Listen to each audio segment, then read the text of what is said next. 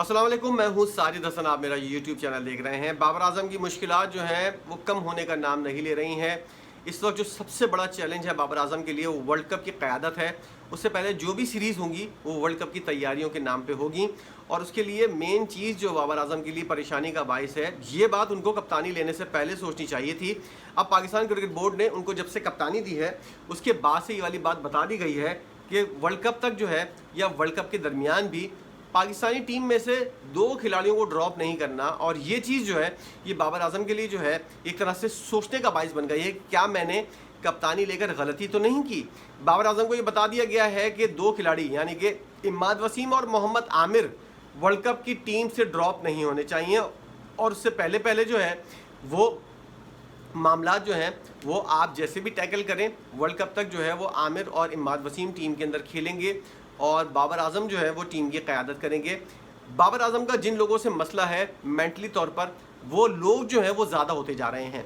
As a कप्तान बाबर आजम के लिए एक बहुत बड़ी परेशानी की बात है। जिन खिलाड़ियों से आपको काम लेना है उनमें से खिलाड़ी अगर कुछ आपके ख़िलाफ़ हो जाएँ तो ये किसी भी तरह जो है वो आपके लिए ज़्यादा फ़ायदेमंद नहीं होता। पहले बात हो रही थी एशिया कप के बाद जो है बाबर आजम का शाहिन अफरीदी से फड्डा हुआ था, और एशिया कप में श्रीलंका से मैच हारने के बाद जो पाकिस्तानी टीम एशिया कप से बाहर हुई थी तो शाहिन अफरीदी, फ़खर जमान, इफ्तिखार अहमद और इन लोगों के दरमियान कुछ ज़्यादा ही कुछ हो गया था। और बाबर आजम जो है उसके ऊपर जो है वो कुछ बातें हो रही थी, उससे तल्ख कलामी भी हुई थी। मोहम्मद रिजवान और इन लोगों ने ज़्यादा बीच में आकर बीच बचाव करवाया था। उसके बाद जो है मामलात बिल्कुल बाबर आजम के हाथों से निकल गए। वर्ल्ड कप के अंदर हमने देखा कि किस तरह की बॉलिंग हुई और किस तरह चेयरमैन पीसीबी इन्वॉल्व रहा, और फिर उसके बाद बाबर आजम को कप्तानी से हटाया गया। बाबर आजम की कप्तानी से हटाने में चेयरमैन पीसीबी ख़ास तौर पर इन्वॉल्व होता है। 2 खिलाड़ियों को वो बैक करता है, उनमें मोहम्मद रिजवान और शाहिन अफरीदी शामिल होते हैं, और फिर उसके बाद एक खिलाड़ी शाहिन अफरीदी को कप्तान बना दिया जाता है। यही वो वक्त था जब बाबर आजम का दूसरा मुखालिफ टीम के अंदर सामने आया।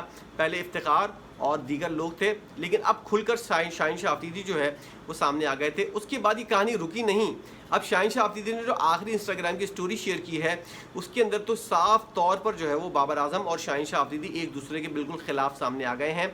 और जैसा कि कहा जाता है कि तर्जुमान है राशिद लतीफ़ साहब बाबर आजम के, तो राशिद लतीफ़ साहब ने बाबर आजम का पैगाम अगर पहुँचा दिया है कि बाबर आजम ने शाहिन अफरीदी से बदला लिया है, तो फिर ये दोस्ती जो है ये कहीं दुश्मनी के अंदर तब्दील होती हुई नज़र आ रही है। अब बाबर आजम का दूसरा मुखालिफ कौन हो गया है? शाहिन अफरीदी। उसके बाद जो है वो कराची किंग्स की कप्तानी के ऊपर जो फड्डे चल रहे थे, अंदरूनी इख्तलाफात, अंदरूनी सियासत जो थी वो भी बाबर आजम उसके अंदर भी मुलविस थे। अच्छा, देखा ये जाता है कि पाकिस्तानी टीम के अंदर या पाकिस्तान की क्रिकेट के अंदर जो भी मामला टेढ़े मेढ़े चल रहे होते हैं उनके अंदर एक शख्स का नाम ज़रूर होता है और वो है बाबर आजम। हर मामले के अंदर इस शख्स का नाम क्यों नज़र आता है? और अब टीम के अंदर दूसरा खिलाड़ी जो बाबर आजम की परेशानी का बायस है वो है इमाद वसीम, क्योंकि इमाद वसीम के साथ भी कुछ आर्गूमेंट भी हुए थे बाबर आजम के कराची किंग्स की कप्तानी के हवाले से, और जब वो कप्तान थे और जब उनको टीम से बाहर किया गया था, यानी कि बाबर आजम टीम छोड़कर पेशावर ज़ल्मी को ज्वाइन कर रहे थे, यही वजह थी कि वो बाबर आजम जो हैं वो आमिर और इमाद वसीम की वजह से टीम से बाहर जाना मुनासिब समझा इन्होंने। और जब कराची किंग्स की कप्तानी करते हुए जब ये लोग जो हैं ये एक इकट्ठा नहीं खेल सकते, तो पाकिस्तानी टीम के अंदर ये लोग इकट्ठा कैसे खेलेंगे?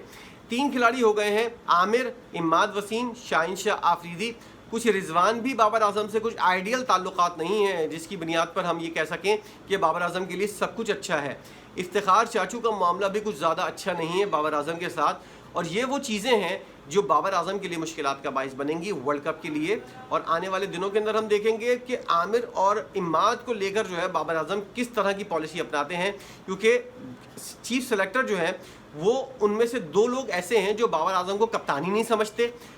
मोहम्मद आप देख लें, अब्दुल रज़्ज़ाक़ और वहाब रियाज जो हैं ये इंटरव्यू दे चुके हैं कि बाबर आजम जो है किसी भी तरह जो है वो कप्तानी का मटेरियल नहीं है। अब वही लोग जो हैं अगर बाबर आजम को ये बता रहे हैं कि तुम अगर कप्तान हो तो चीफ सेलेक्टर हम हैं, और जो टीम सेलेक्ट करनी है वो इन खिलाड़ियों के ऊपर मुश्तमिल होगी। इसलिए बाबर आजम का मामला जो है वो जैसे पिछले कप्तानी के दौर के अंदर जो बाबर आजम के लिए हर चीज़ उनके हक़ में और उनके मामलात उनके साथ चलते थे, अब वैसे मामलात नहीं हैं। बाबर आजम को जो है वो चीफ सेलेक्टर से इजाज़त लेकर कोई तब्दीली करना होगी। इसीलिए मैं कहता था कि एक स्ट्रॉन्ग सिलेक्शन कमेटी होनी चाहिए। जो लोग कहते हैं ना कि बाबर आजम दोस्ती गैंग, यारी गैंग इसक्यों चला रहा है, तो एक स्ट्रॉन्ग सिलेक्शन कमेटी जो है वो इस दोस्ती यारी गैंग को जो है वो रोकने के अंदर क्या नाकाम रहती है? क्यों नहीं रहती? क्योंकि बाबर आजम जो है वो अगर सिलेक्शन कमेटी की नहीं सुनेगा तो फिर वो सिलेक्शन कमेटी चेयरमैन पीसीबी से उसको हटाने के बारे में भी बात कर सकती है। इसलिए दोस्ती यारी गैंग अगर बाबर आजम को किसी ने बनाने दिया तो उसके लिए पीसीबी का मुकम्मल तौर पर हाथ था। आपने ऐसे कमज़ोर लोगों को सिलेक्शन कमेटी के अंदर रखा हुआ था कि वो लोग जो है वो बाबर आजम को कुछ कहने के काबिल ही नहीं रहते थे, कुछ मना ही नहीं कर सकते थे। तो बाबर आजम बिल्कुल दिलेरी से अपने मामला जो है वो चलाता था। इंज़मामुल हक जैसा खिलाड़ी अगर चीफ सेलेक्टर होगा और वो बाबर आजम के आगे पीछे घूम रहा होगा तो घंटा वो बाबर आजम को कुछ ऐसी बात कर सकेगा? यही चीज़ें होती हैं जब आप फ्री हैंड किसी को दे देते हैं तो वो अपनी मनमानी करता है। बाबर आजम ने दोस्ती यारी गैंग चलाया, किसी की कोई ज़्यादा परवाह नहीं थी, किसी को पीसीबी को भी कोई परवाह नहीं थी। अगर परवाह होती तो वो एक स्ट्रॉन्ग सिलेक्शन कमेटी बना के भेजते, जैसे कि इस वक्त सिलेक्शन कमेटी मौजूद है और वो बाबर आजम को तमाम तर चीज़ें गाइड कर रही है। जैसे कि अभी बताया गया है कि इमाद वसीम और मोहम्मद आमिर को जो है वो टीम से बाहर नहीं रखना। इसके अलावा बाबर आजम जो है वो ओपनर्स का भी फैसला, रन डाउन मिडिल ऑर्डर जो है और वन डाउन पोजीशन के ऊपर और ओपनर्स का जो फैसला है वो भी सिलेक्शन कमेटी अपने तौर पर